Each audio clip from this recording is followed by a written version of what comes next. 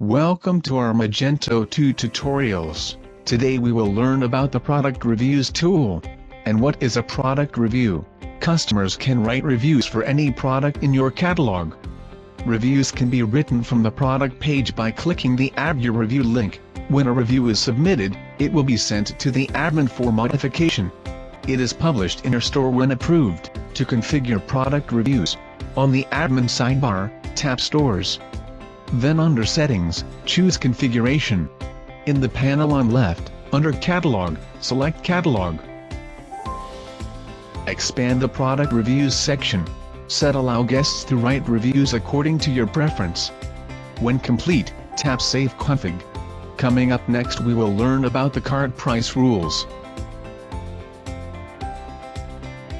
HexaSync. Connecting applications, automating processes.